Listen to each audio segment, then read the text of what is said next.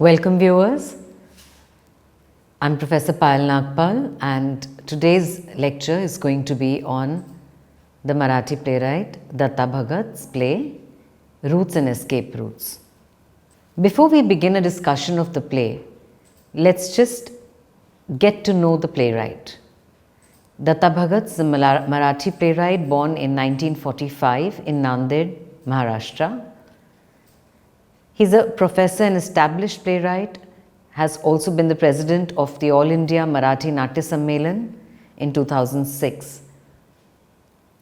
Datta Bhagat started his literary career with short stories but is primarily known for plays such as Avart, that's Whirlpool, Vatapalvata, that's Roots and Escape Routes. He has also written literary criticism. Datta Bhagat is also the recipient of many awards. Before we discuss theatre of the oppressed people, in previous lectures we have already discussed the nature of oppression. If we have to ask what is the dynamic of this kind of theatre, let us first take a look at the way in which Dalit theatre has been understood by a lot of people. So Ramnath Chavan, in his presidential address of the 7th All India Dalit Drama Convention in Nasik in December 1992, distinguishes between theatre for entertainment and what he calls explosive writing. Now, which means that we are looking at different forms of theatre. There can be no one way in which theatre can be understood, in the sense that the performance of a play, the writing of a play also, it doesn't have to necessarily follow a singular pattern. One of the most classic examples of this in this discussion is Datta Bhagat's play Whirlpool and the play Roots and Escape Routes. Both plays are written in entirely different styles. But before that, we need to understand what we really speaking mean by this theatre which speaks to and represents the oppressed people. So, as per Ramnath Chavan, and I quote, "It is the theatre which concerns itself with the pain, sorrows and sufferings of these neglected people. It is the theatre of protest which aspires to get back basic human dignity for those from whom it was snatched away." So, first and foremost, we are looking at theatre as a form, as a performative form which is representative. And what does it represent? It represents the pain, the sorrow and the suffering, not only of marginalized people here, but of people who are completely neglected. It is also not merely representative theatre, as is pointed out by Chavan, but it is also protest theatre that looks towards restoring basic human dignity. The caste system takes away the basic human dignity of the neglected people, of people who are, in a sense, the avarnas, that is outside of this entire varna system. So, theatre performs this dual function and actually goes much beyond it, also to sensitize people about the real lives of the neglected people, of the untouchables, people who are considered to be and are categorized as untouchables by the caste system. And basic human dignity is something that every human being should have. So, this theatre does not conform to the mainstream idea of entertainment. In another work, for instance, Sharan Kumar Limbale has talked about the aesthetics of Dalit writing. And here it's important to understand that theatre for mere entertainment is not the purpose here, but the purpose here is to question and disturb the otherwise unruffled caste assumptions of people. So, the very fact that a lot is assumed through the system, through the caste system, with very unquestioningly and without challenging it, theatre becomes a way of questioning it and also of disturbing this order that is there. So, in this sense, the theatre of the oppressed people, which as mentioned is both representative, is protest theatre and performs many other functions, it is interventionist, and another very important role that it performs is that it is educationist. What do we mean by the term educationist here? The very fact that Dalit theatre also becomes a vehicle, a means of sharing with people the lives of people who are neglected, of people who are absolutely kept outside the social system. So it sensitizes them, it shows their real lives. In this way, Dalit theatre links the day-to-day affairs of Dalits, encourages the participation spirit of the people with emancipatory impulse, reevaluates Dalit arts and restructures or reconstitutes the misrepresentation made by the dominant castes. Additionally, it provides an alternative forum against the demeaning endeavors of the dominant castes over the Dalits and retells the history, culture and lifestyle of the Dalits. This is a quotation from Armstrong.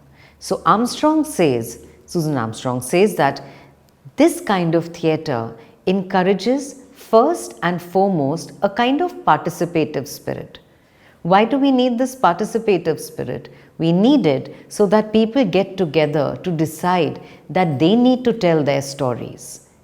The impulse in this sense is emancipatory. Art is reevaluated, restructured, reconstituted, and misrepresentations are done away with. At the same time, like what Chavan had said, similarly Armstrong reiterates that this is also an alternative forum, not only against, of course, demeaning endeavors, but very importantly, to retell the history, the culture, and the lifestyle of the neglected people. So, in this sense, Armstrong aptly theorizes the role and the function that is to be performed. Another very important contemporary scholar, Rajkumar, in Dalit Literature, A Perspective from Below, draws attention to the dismissal of Dalit writing as not literature and something, and to look at it, mistakenly look at it as reactive. Kumar argues for a complete change by laying stress on what he calls the social responsibility of a writer. And it is this that leads to what is called the creation of a counterculture. And in this way, Theatre of the Neglected People makes a major contribution in creating this counterculture and underscoring social responsibility of the writer. Baburao Bagul also explains a very significant marker of this kind of theatre, and he says it is literature that makes the common man its hero. So here, common man being representative of both the common man and the woman, the idea that this kind of literature focuses on the lives of the common people. So, in this way, theatre of people who are neglected, of people who are considered to be untouchables, the Dalit community, this raises an affront, that it questions the assumptions of the privileged groups. And in this sense, theatre of this kind is realistic and it is committed to the problems of life. So, here, this is also a view that is offered by M.N. Wankhede. We now move to a discussion of the play itself, Roots and Escape Routes. Now, this play was first staged in 1987. It was written initially as a part of a workshop in 1972 and was then performed in 1987 at the Tilak Smart Mandir and was directed by Sudhir Mungi. The play is regarded as a very significant, and I am quoting here, a significant milestone in both Marathi theatre and Dalit theatre because of its thought-provoking and mature treatment of the Dalit upper caste conflict, and because this conflict was presented on the established Marathi stage for the first time.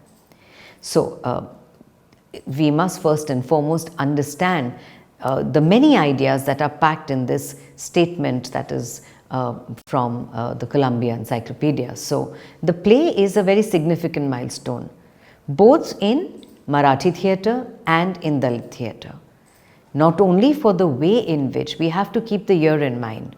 Written initially as part of a workshop in 1972, the performance takes place about 15 years later in 1987.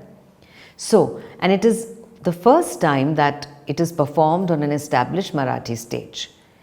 Now, here we also need to keep in mind about the difference between the 1970s and 80s, where the 1970s were famous for the Dalit Panther movement, and it's in the 1980s, by that time, when the movement had, when a split had already taken place within the Panther group, and people had taken different directions.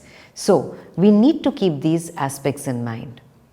First and foremost, the play Roots and Escape Routes is a play that belongs to the post-independence period and carries within it the element of modernity.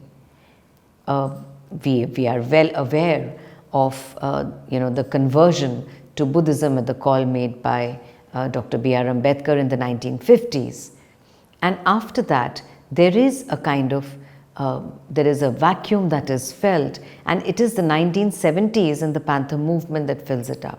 But this also raises several questions, and the play Roots and Escape Routes, as the title itself suggests, explores these different points of entry into understanding the movement of the neglected community, of the community considered to be untouchable, of the Dalit community. So, this is, as mentioned, that in 1970s this if we look at the writings, for instance, of Namdev Dhassal, it is very stark, it is realistic, it is graphic, and also has a lot of force. So, when we look at a play like Roots and Escape Routes, there are a lot of questions that are being asked about the prevailing points of view.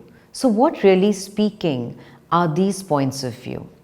The play raises it, and the end of the play steers the reader, steers the audience into asking relevant questions, but the approach remains constructive throughout. Another very interesting aspect of this particular play is its stage space. Unlike the play Whirlpool, which would ideally not require the naturalistic stage space, it would be great to actually watch a performance of Whirlpool, let's say in an open air stage, or in a round, a theatre in the round, or at a nooker. But here, the play has a two-act structure. The first act carries 2 scenes, and the second act has 3 scenes. But here, Datta Bhagat has used what is known as the naturalistic stage space. So, which also comes to us from the European context of late 19th century of naturalism, where there is a kind of invisible fourth wall, and there are events that are being performed, the scenes that are being performed on stage, and the audience is watching everything as if it were real.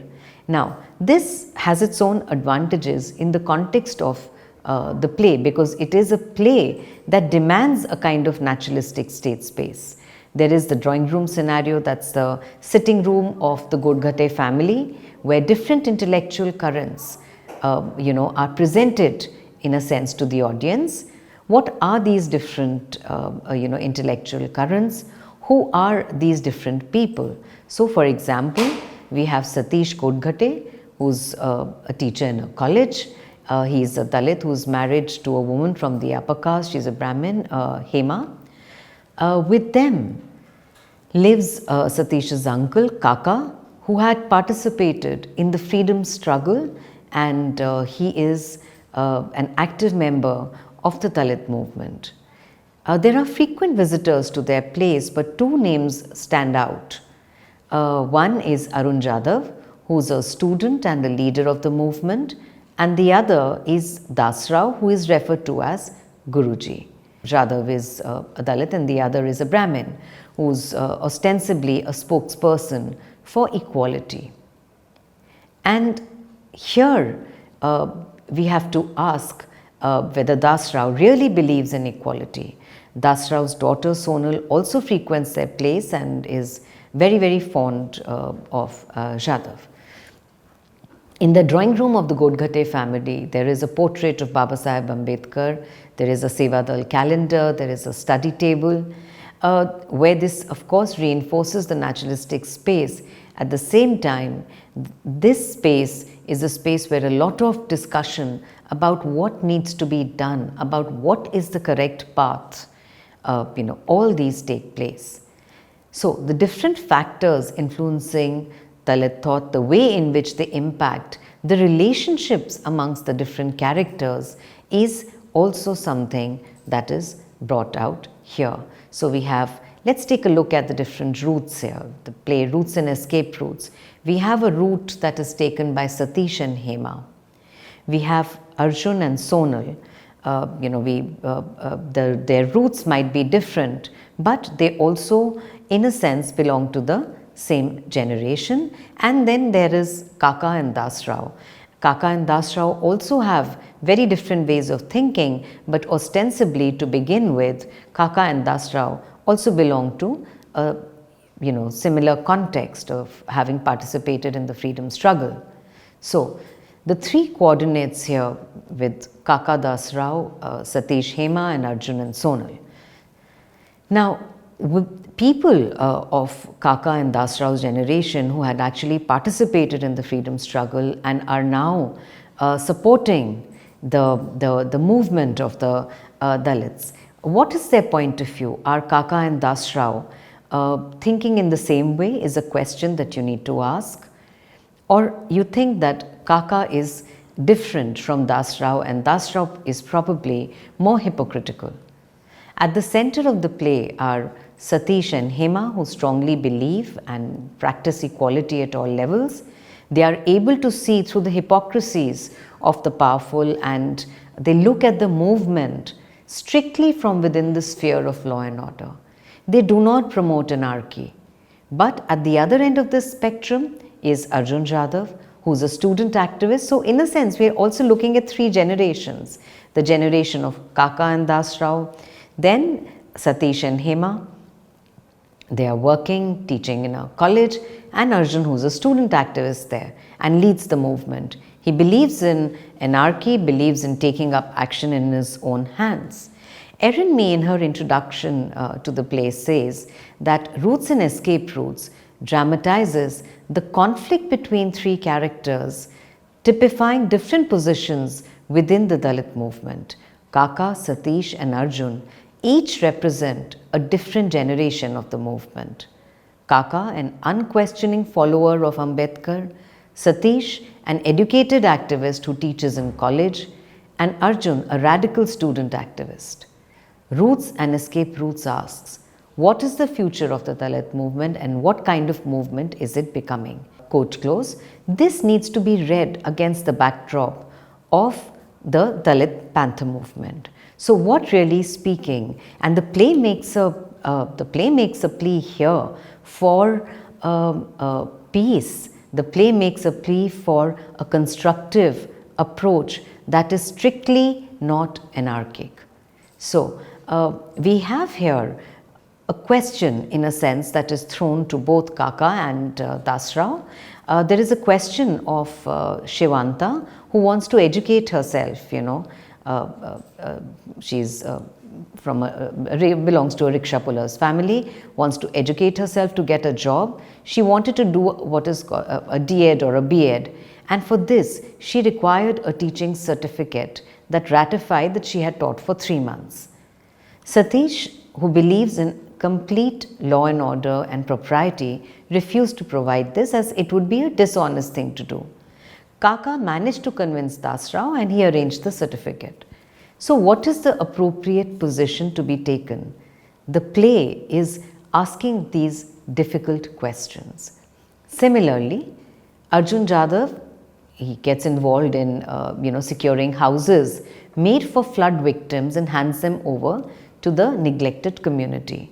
But these were houses made for the flood victims. So is his aggression justified? The play rejects this kind of anarchy. Sonal's father, Dasrao, also humiliates him on account of being a Dalit, even though he had made no advances towards Sonal, and it is Sonal who actually expresses her emotions for him. So the play, in a sense, is asking a lot of these very difficult questions. When we look at Kaka's role, there are questions that are asked here too. He has been an active participant in the freedom movement, a follower of Baba Saheb Ambedkar, but somewhere down the line, he had also adapted himself to suit the new environment. For example, he did not mind a bit of arm twisting when it concerned the issue of a false teaching certificate for Shivanta, because she's a widow and a Dalit woman, she's a rickshaw puller's wife. He opposed Satish, who felt that it was not correct to issue a false certificate. The questions posed by the play are very difficult. Kaka feels that a false certificate would change her life, and Satish suggests that she must follow the ethically correct route. Kaka sees this as unrealistic, as she might stand to lose a year. Now, at the same time, the play also is critical of Kaka because he is never able to accept Hema's position in the household. He is fond of her. He, in his own way, also respects her, but he also does not spare any moment to remind her of her upper caste status and is opposed to the marriage. To quote from the play, Kaka says, "She's a gem of a girl, really. So what if she's a Brahmin? But suppose he hadn't married her? Wouldn't a girl from one of our own families have lived like a queen in this house? Of course, I don't blame her. Our own boy was a bad coin, so it couldn't be helped." Now, here too, it is very difficult to accept Kaka's position, and Kaka is cynical at the beginning of the play but becomes optimistic as he connects with Arjun's way of leading the movement, which is very different from the way in which he participated in the freedom struggle. So Arjun's anarchic activism inspires him and brings back energy and fervor, but only to realize towards the end of the play that this is not the correct route.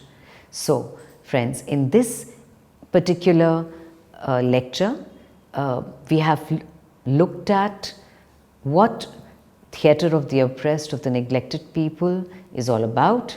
What really speaking are we looking at when we look at Dalit theatre? We have also studied briefly a little bit about the playwright Datta Bhagat, and we have looked at the play Roots and Escape Routes from the point of view of the different routes that are presented in the play and the difficult questions that the play is posing in each of these routes.